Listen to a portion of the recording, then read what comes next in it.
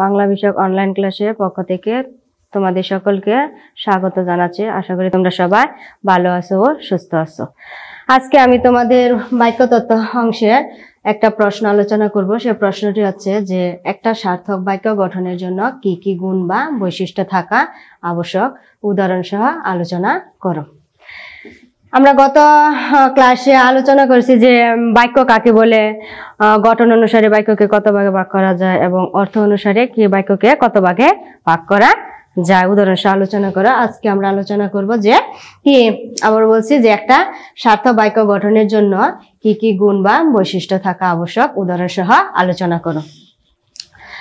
একটা সার্থক বাক্য গঠনের জন্য তোমার তিনটি গুণ বা বৈশিষ্ট্য থাকা আবশ্যক। এই তিনটা গুণ ছাড়া কি একটা সার্থক বাক্য গঠন করা সম্ভব নয়। যথা কি আছে? আকাঙ্ক্ষা, আসক্তি এবং যোগ্যতা।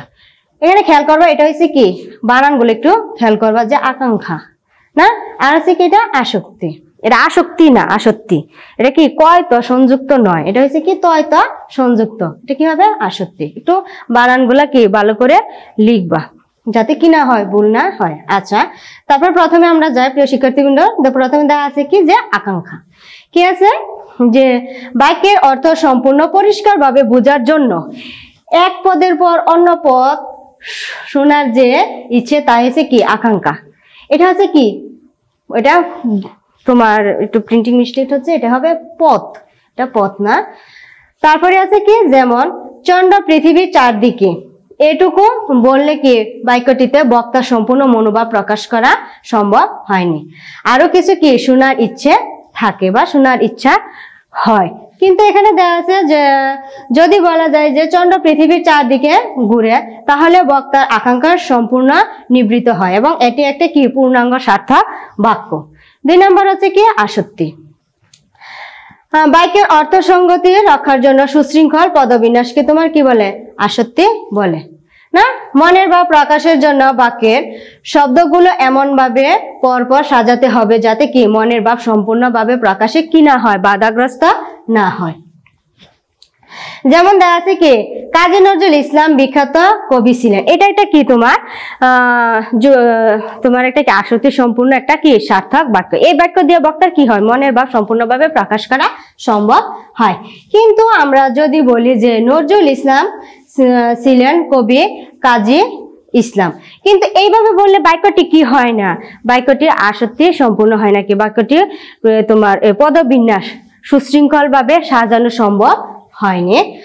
আর তাহলে কি বাক্যটি এখানে কি আছে, বাক্যটি আসক্তি সম্পূর্ণ হবে না। সুতরাং কি রয়েছে এখানে, সুশৃঙ্খল পদবিন্যাসের কি রয়েছে, তোমার অভাব রয়েছে। তাই একটা সার্থক বাক্য গঠনের জন্য কি করতে হবে, সুশৃঙ্খল পদবিন্যাস কি অপরিহার্য। অর্থাৎ কি একটা তোমার কি হবে, আসক্তি সম্পূর্ণ বাক্য হবে না। আর যদি আমরা এটা বলি, আবারও বলি যে কাজী নজরুল ইসলাম কি বিখ্যাত কবি ছিলেন বলে বাক্যটি কি আসক্তি সম্পূর্ণ একটা সার্থক বাক্য হবে। 3 হচ্ছে কি তোমার যোগ্যতা। বাক্যস্থিত পদসমূহের অর্থগত এবং ভাবগত মেলবন্ধনের নাম কি যোগ্যতা। অর্থাৎ কি অর্থগত ও ভাবগত সমন্বয় কি থাকতে হবে। যদি বলা হয় মাছেরা আকাশে উড়ে, তাহলে বাক্যটির কি হারাবে, যোগ্যতা হারাবে। কেননা মাছ কখনই কি করতে পারে না, আকাশে উঠতে পারে না। না, এটা কি এখানে এই বাক্যটির মধ্যে তোমার কি রয়েছে, তোমার আকাঙ্ক্ষা রয়েছে, আসক্তি গুণ সম্পূর্ণ কি গুণ সম্পূর্ণ একটা বাক্য হতে পারে, কিন্তু এটার মধ্যে কি রয়েছে, যোগ্যতা হারিয়েছে। তাই এটা কি যোগ্যতা সম্পূর্ণ একটা সার্থক বাক্য নয়। কেননা কি হয়েছে, বাক্যটিতে কি হয়েছে, অর্থগত ও ভাবগত সমন্বয় কি হয়নি, রক্ষিত হয়নি। কিন্তু পাখিরা আকাশে উড়ে, এটি একটা কি যোগ্যতা সম্পূর্ণ বাক্য না। কেননা পাখিরা কি সত্যি সত্যি কি হতে পারে, আকাশে উঠতে পারে। যদি এটা বলা হয়, এটা কি হবে, একটা সার্থক বাক্য হবে।